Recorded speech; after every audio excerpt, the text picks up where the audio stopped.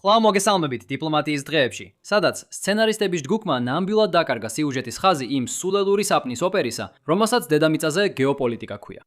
ამ ყველაფრის ფონზე ირანის წინაშე მდგარი მნიშვნელოვანი პრობლემის განხილვა კვლავ ჩუმად რჩება. მიუხედავად იმისა, რომ ეს უკავშირდება სტრატეგიას, რომელსაც უკრაინა უკვე თითქმის 1 წელია იყენებს რუსეთის წინააღმდეგ, მიუხედავად იმისა, რომ ეს ხსნის, რატო არ განაახლა შეერთებულმა შტატებმა ირანის წინააღმდეგ სამხედრო მოქმედებები და მიუხედავად იმისა, რომ ამას გლობალურ ნავთობის ბაზრებზე ხანგრძლივი გავლენა ექნება. დიახ, შეერთებულ შტატებსა და ირანს კიდევ ერთხელ უნდა ემოლაპარაკათ პაკისტანში. მაგრამ საბოლოოდ არავინ ჩასულა თვითფრინავში, რომ ეს საუბრები რეალურად გამართული. შემდეგ კი ტრამპმა გამოაცხადა, რომ მოლაპარაკებები არ გაიმართებოდა და დროებით გაგრძელდებოდა ცეცხლის შეწყვეტისა და ბლოკადის კომის კომბინაცია. სამწუხაროდ, გასული კვირის მოვლენების შესახებ არსებული ნარატივი ხშირად გამოტოვებს იმ პრობლემას, რომელიც კონფლიქტის გაგრძელების მიზეზია. ყურადღება, როგორც ჩანს, ავადმყოფობის სიმპტომს ავადმყოფობასთან აიგივებს. ომი არ გრძელდება იმის გამო, რომ მხარეები სოციალურ მედიასა და ტრადიციულ არხებში სხვადასხვა მუქარას ავრცელებენ. ომი არ გრძელდება იმიტომ, რომ მხარეებს მოლაპარაკებების პროცესის მიმართ ნდობა არ აქვთ. ომი არ გრძელდება იმიტომ, რომ მხარეები პაკისტანში შეხვედრაზე და შეთანხმების მიღწევაზე უარს ამბობენ. სინამდვილეში ეს ყველაფერი ხდება იმიტომ, რომ არ არსებობს ისეთი გადაწყვეტა, რომელსაც ორივე მხარე დათანხმდება, იმის გათვალისწინებით თუ რას ფიქრობენ ისინი არსებულ ვითარებაზე. და როგორც კი შევწყვეტ დროის ფუჭად კარგვას, საათობრივად გამოთქმული სიტყვიერი მუქარების თვალყურის დეონაში და დავიწყებთ იმის აღიარებას, რომ მოლაპარაკებაზე უარის თქმა, თავთქმა თავისთავად მოლაპარაკების ერთ-ერთი ფორმაა. შეიძლება მაშინ მაინც გავიგოთ, რა ჯანდაბა ხდება იმ ქაოსური სამყაროს ერთკუთხედში მაინც, რომელშიც ამჟამად ცხოვრობთ. მოკლედ რო გადმოგცეთ, სად მივდივართ დღეს? დავიწყებთ იმით, რომ განვიხილავთ რა ვიცით, რაც ბოლო 1 კვირის ან დაახლოებით ამ პერიოდის განმავლობაში მოხდა. შემდეგ გადავინაცვლებთ უფრო სპეკულაციურ მხარეს და ვეცდებით გავიგოთ, რა ხდება მოლაპარაკებების დაძაბულობასთან დაკავშირებით შეერთებულ შტატებსა და ირანს შორის. ბოლოს განვიხილავთ მნიშვნელოვან საკითხს, რომელსაც ირანი მალე უნდა შეეჯახოს და რას ნიშნავს ეს ომისთვის უფრო ფართო კონტექსტში. მაგრამ მოდით ცოტა უკან დავიხიოთ და განვიხილოთ ის ფაქტები, რაც თვალსაჩინოდ ხდება. ომი არ დასრულებულა და ამას მხოლოდ ტექნიკური თვალსაზრისით არ ვამბობ. თითქოს ცეცხლის შეწყვეტა კონფლიქტის ოფიციალური დასასრული არ იყოს. 10 იურიდიულად გულისხმობ ამას, თითქოს ბლოკადა ომის აქტია. მე ვგულისხმობ იმას, რომ ომი, ზოგადად რომ ვთქვათ, ძვილადღირებული პროცესია, რომის მეშვეობითაც ორი მხარე აგვარებს პოლიტიკურ დავას. 2 კვირის წინანდელთან შედარებით, ტრადიციული ომის პროცესი, რომელიც სიკვდილსა და განადგურებას გულისხმობდა, შევცვალეთ მხოლოდ ეკონომიკური იძულებით. მაგრამ საბოლოო ჯამში ეს მაინც ძვილადღირებული პროცესია, რომელიც გარკვეულ პოლიტიკურ შედეგს გამოიღებს. ან, კლაუზევიცის სიტყვების პარაფრაზით რომ ვთქვათ, ეკონომიკური სანქციები ომია სხვა საშუალებებით. კერძოდ, ამ ეტაპზე ეს პროცესი ძირითადად ჰორმუზის სრუტეში მიმოსვლის გაყინვას, ასე ვთქვათ, გულისხმობს. აშშ-ის მხრიდან ეს ირანის პორტებში შესვლისა და იქიდან გამოსვლის ბლოკადას ნიშნავს. და ტექნიკურად ბლოკადა ომანისკენ უფრო ახლოსაა, რაც მნიშვნელოვანია აღინიშნოს, როცა შემდეგ ჯერზე ირანულ დეზინფორმაციას ნახავთ ჰორმუზის სრუტეში გავლილი გემების რაოდენობაზე. ტექნიკურად ბევრმა გაიარა და მიუხედავად იმისა, რომ ტექნიკურად სწორია, ეს საუკეთესო სახის ისტორია, ეკონომიკურად ამას მნიშვნელობა არ აქვს, თუ ისინი ვერ ტოვებენ მთლიანად სპარსეთის ყურის რეგიონს. ირანული მხრიდან ეს არის მუქარა, რომ ცეცხლს გაუხსნიან სრუტეში გამავალ გემებს, თუ ისინი არ გადაიხდიან გარკვეულ სახის დაცვის საფასურს. თუმცა იქ წესები განსაკუთრებით ნათელი არ არის. გარდა ამისა, ირანი აქტიურად ესხვის გემებს და აკავებს მათ. საკმარისია ითქვას, რომ რაც არ უნდა ხდებოდეს იქ, სიტუაცია სრული ქაოსია. ასე რომ, როდესაც დონალდ ტრამპმა გამოაცხადა, რომ ცეცხლის შეწყვეტა გაგრძელდებოდა ისლამაბადში მოლაპარაკებების გაუქმების მიუხედავად და ზოგიერთმა შვებით ამოისუნთქა, მგონი პოპულარული ფრაზა იყო, რომ ეს იყო ტაკოს სამშაბათი, ჩემი რეაქცია ცოტა უფრო თავშეკავებული იყო. ცეცხლის შეწყვეტა შეიძლება განსაკუთრებით ფართო სპარსეთის ყურის რეგიონის შვიდობიანი მოსახლეობის თვალსაზრისით. ცეცხლის შეწყვეტა მსოფლიო ეკონომიკისთვის არა ისე ძალიან. იცით, ბოლოს როცა ირანის ამბებს პირდაპირ ვადევნებდით თვალს, დონალდ ტრამპი ახლახან აცხადებდა ბლოკადას. ვახსენე, რომ შესაძლებელი იყო ბაზრები დადებითად გამოეხმაურებოდნენ ამ განცხადებას, იმ გათვლით, რომ დამატებითი იძულებითი ზეწოლა ირანს რთულ მდგომარეობაში ჩააყენებდა და შედეგად მტრულობის უფრო სწრაფ დასრულებას გამოიწვევდა. მართლა, ბაზარმა მართლაც ასე იმოქმედა. თუმცა ირანმა ასე არ მოიცა. ბაზარმა შესაბამისად შეასწორა თავისი შეფასება და ნავთობის ფასები კვლავ გაზარდა. და ამით ვასრულებთ ამჟამინდელი მდგომარეობის მიმოხილვას. ეხლა შეგვიძლია გადავიდეთ იმაზე, თუ რატომ ხდება ეს ყველაფერი.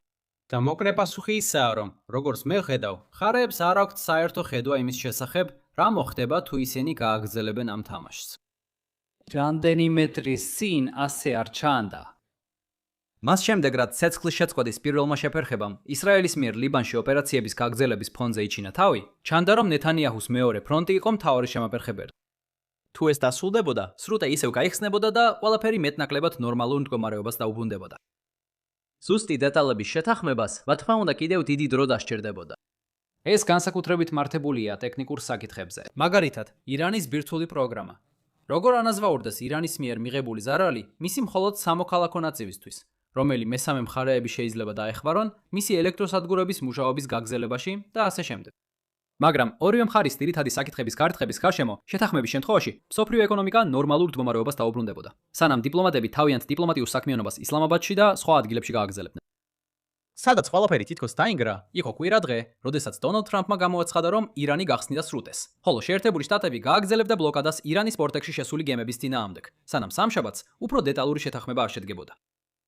არ არის ნათელი ირანმა ოდესმე დათანხმდა თუ არა ამას. ზუსტად ისე, როგორც გაურკვეველია, ვინ მიიღებდა ამ გადაწყვეტილებას თეირანში საერთოდ. როგორც არ უნდა იყოს, ირანმა სწრაფად უარყო ეს შეთანხმება და გააგრძელა სრუტის დახურვის, როგორც კი გიწოდოთ, განხორციელება. ამიტომ მივახციეთ ჩიხს, სადაც ჩანს, რომ ორივე მხარეს ჯერა, რომ ერთმანეთზე მეთხანს გაძლებენ და ამიტომ უფრო ტექნიკურ საკითხებზე, როგორიცაა ბირთვული გავრცელება, არსებითი მოლაპარაკება უაზროა. ამიტომ პაკისტანში მოლაპარაკებების არ ჩატარება სხვა გზით მოლაპარაკებების ერთგვარი ფორმაა. შეთანხმების შეჩერება და ამ პროცესში ხარჯების გაძლება ამ მხარის სიმტკიცის სანდო სიგნალია და საბოლოოდ შეიძლება მომავალში შეთანხმებისკენ გზა გახსნას. ყველაზე საინტერესო ცვლილება, რაც აქამდე ვნახეთ, არის დონალდ ტრამპის სრული უყურადღებობა ამ საკითხზე ამერიკელი საზოგადოების აზრის მიმართ. ომი თავიდანვე არაპოპულარული იყო, მაგრამ თეთრი სახლის ქმედებები პირველივე თვესა და მის შემდეგ ამომრჩევლის მიმართულებით იყო მიმართული. ცდილობდნენ ენერგეტიკულ ბაზრებზე არეულობის მინიმიზაციას. საკმაოდ თური ამოცანაა, როცა მოქმედებების ძირითადი შედეგი ჰორმუზის სრუტის ჩაკეტვა იყო. მიუხედავად ამისა, გაძვირების კრიზისი გავლენას ახდენდა ადმინისტრაციის გადაწყვეტილებების მიღებაზე. თუ გადავახვეწ აშშ-ის საფასუხო ბლოკადის დასაწყისამდე, თეთრმა სახმა ამ შეშფოთებებს გაცილებით ნაკლები ყურადღება მიაქცია. რატომ არის ასეთი გულგრილობა? საინტერესო კითხვაა. შეიძლება იმიტომ, რომ როგორც ვადის ამოწურვამდე მისულ პრეზიდენტს, მას ნამდვილად არ აინტერესებს. შეიძლება ფიქრობ, რომ ეს საბოლოოდ გაამართლებს და მაგას ერთგულები ბოლოს ისევ მას დაუბრუნდებიან. შეიძლება მას სარგებელი მოაქვს იმით, რომ კონგრესისა და მედიის ყურადღება სხვა დოკუმენტებიდან გადაიტანეს. ან იქნებ უბრალოდ იმ ძალას აჩვენებს, რომელიც სინამდვილეში არ აქვს. ორივე შემთხვევაში დონალდ ტრამპის ახალმა პოზიციამ შეერთებულ შტატებს ირანზე ახალი ეკონომიკური ბერკეტი მისცა. თუმცა, ან იქნებ უბრალოდ არარსებულ ძალას აჩენს ნაწილიც, თეირანში კითხვებს აჩენს, არის თუ არა ეს გეგმა მდგრადი, ანუ უფრო ტარკოს სიტუაცია, თუ უფრო ტეჩოს სიტუაცია. დონალდ ტრამპ საბოლოოდ უკან იხევს. კიდევ ერთხელ, ერთადერთი გზა სიმართლის დასადგენად არის ტრამპს აიძულა გადაიხადოს ის ხარჯები, რომლებიც ეკონომიკური კონფლიქტის გარძელებას უკავშირდება. ირანისთვის პრობლემა ის არის, რომ სიმართლის გარკვევაც ამასობაში ქვეყანას ძვირი უჯდება. და ეს გვიყვანს დღევანდელი საუბრის ბოლო საკითხთან, რაც შეეხება ზუსტად იმ ტიპის ხარჯებს, რომლებიც ირანს მოუწევს გაიღოს იმისთვის, რომ გაიგოს ის, რაც ახლა არ იცის. პასუხის მისაგებად უნდა დავბრუნდეთ კარგის კუნძულზე, რომელიც ირანის ნავთობის ექსპორტის ინდუსტრიის ცენტრია, სადაც კუნძულის ზოგიერთი სამოქალაქო ნაწილი გზას უთმობს ბევრად უფრო მნიშვნელოვან ნავთობის ინფრასტრუქტურას. და ამჯერად ჩვენაც განვიხილავთ იმ სამხედრო ვარიანტებს, რომლებიც შეერთებულ შტატებს იქაქვს. ჩვეულებრივ პირობებში ირანი ნავთობს კარგის კუნძულზე ატუმბავს, სადაც წყლები საკმარისად ღრმაა, რომ გიგანტურმა ტანკერებმა შეავსონ და გაიტანონ. როგორც ნებისმიერი სხვა ეკონომიკურად ეფექტური ოპერაცია, ირანს არ აქვს დიდი რაოდენობით ზედმეტი საცავი ნავთობისთვის. ყველაფერი, რაც უბრალოდ უძრავავში დევს, იგივეა, რაც ფული ლოგინის ქვეშ. და როცა მილიარდობით დოლარზე ვსაუბრობთ, ნამდვილად გინდა, რომ შენი ფული ინვესტირებული იყოს, ან სულ მცირე პროცენტი ერიცხებოდეს. ირანს, რა თქმა უნდა, აქვს გარკვეული საცავი ტევადობა, რადგან საჭიროა შემთხვევით ინციდენტებისგან თავის დაცვა, როცა ერთი ან ორი ტანკერი ავარიაში მოყვება. ის, რასაც ირანი ვერ გაუმკლავდება, არის სისტემური პრობლემა, რომელიც ერთდროულად ყველა ტანკერზე აისახება. ვთქვათ, სრუტის ბლოკადა. როგორც ომში ყველაფერი, ზუსტად რამდენი დრო დარჩა ირანს, სანამ საცავის ტევადობა ამოეწურება, გაურკვეველი. თეთრი სახლი ამ პრობლემას დღეების საკითხად განიხილავს. გარე ანალიტიკოსები უფრო ორკვირიან ვადას ასახელებენ. იხილეთ ირონია. ტრამპი არ იყენებს ორკვირიან ვადას იმ საკითხისთვის, რომელსაც რეალურად ორკვირიანი ვადა აქვს. ვადების განსაზღვრებას რომ თავი დავანებოთ, პრობლემა უფრო ღრმაა, ვიდრე უბრალოდ ირანის ნავთობით გადავსება. საქმე იმაშია, რომ ნაკადის შესაჩერებლად ჭაბურღილები მოგიწევთ დახუროთ. სამწუხაროდ, უბრალოდ ღილაკის გადართვით ვერ ჩართავთ ან გამორთავთ მათ.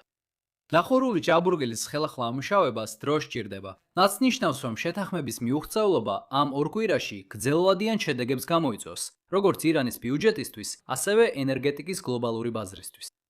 შეიძლება გახსოვთ, რომ ეს გავდა უკრაინის გეგმას რუსული ნავთობის ბლოკადაზე, დაახლოებით 8 წინ. დახურეთ რუსული ნავთობგადამამუშავებელი ქარხნები და გამოიყენეთ ჩრდილოვანი ფლოტის ტანკერების ბუნებრივი დეფიციტი, რათა რუსეთის ჭაბურღილები დარჩეს გასასვლელის გარეშე. ეხლა ჩვენ ვაკვირდებით სტრატეგიას, რომელიც ექსკლუზიურად ინდუსტრიის ექსპორტის მხარეს ესმის თავს. ეს შეიძლება ხსნიდეს, რატო არ ჩაერთო შეერთებული შტატები კვლავ ძალადობრივ დაპირისპირებაში, მას შემდეგ რაც ორკვირიანი ცეცხლის შეწყვეტა ამოიწურა. უახლესი ანგარიშები კვლავ მიუთითებს, რომ აშშ-ს მარაგები ამოწურულია. პატრიოტებისა და თადების ნახევარი აღარ არის, ასევე ტომაჰაუკების 30%. შესაბამისად, რატო უნდა გაუშვა კიდევ ერთი ტომაჰაუკი თეირანთან ახლოს მდებარე სამიზნეზე, როცა შეგიძლია ისინი უბრალოდ ამოწურო? ან ყოველ შემთხვევაში, ეს არის ის ვარიანტი, რომლის გამოცდაც თეთრ სახლს ამჟამად სურს. შესაბამისად, შემდეგი შემთხვევა, როცა შეიძლება მნიშვნელოვანი ახალი ინფორმაცია მივიღოთ, ცოტა მოგვიანებით იქნება, ვიდრე ეს ორკვირიანი პერიოდი, როცა ირანს მოუწევს გაარკვიოს, როგორ გაუმკლავდეს ხარჯების მნიშვნელოვან ახალწყაროს. ვიცი, რომ ციფრები ცხრილებში შეიძლება ისეთივე საინტერესო არ იყოს, როგორც ხაზები რუკებზე, მაგრამ სწორედ იქ მიდის ეს ომი. და ეს შეიძლება არც იყოს დასასრული. თუ ირანი ვერ შეძლებს თავის შენარჩუნებას უფრო დიდ ხანს, მაშინ ტრამპის ადმინისტრაცია ახალ გზაგასაყარზე აღმოჩნდება. უნდა განაახოს თუ არა სამხედრო მოქმედებები. და მოემზადეთ იმ არეულობისთვის, რომელიც მაშინ დაიწყება, როცა ის True Social-ზე დაწერს და იკითხავს, სად არის ევროპული მხარდაჭერა. მაშ, რა დასკვნები უნდა გამოვიტანოთ დღევანდელი დღიდან? ეს ომი ჯერ კიდევ გრძელდება, თუნდაც მხარეები მას ბომბებით აღარ იბრძოდნენ. არსებობს აშკარა აზრთა სხვადასხვაობა იმაზე, თუ ვინ შეძლებს უფრო დიდხანს გაძლოს, რაც ხსნის იმას, თუ რატომ გრძელდება ომი სხვა გზებით. და ეხლა უნდა დავუკვირდეთ, როგორ მოიქცევა ირანი, როცა მის ნავთობის რეზერვუარებში ნავთობი იწყებს გადავსებას. რაც შეეხება გადავსებას, ჩემი პლეილისტიც გლობალურ საკითხებზე ნელ-ნელა ივსება. თითოეული 58 წუთიანი მთლიანად ერთ თემაზეა, რომელიც მაყურებელმა შემოგთავაზა. ნახეთ, და თუ დღევანდელი ვიდეო მოგეწონათ, გთხოვთ მოიწონეთ, გააზიარეთ და გამოიწერეთ არხი. და შემდეგ ჯერზე ისევ გნახავთ. იყავით კარგად.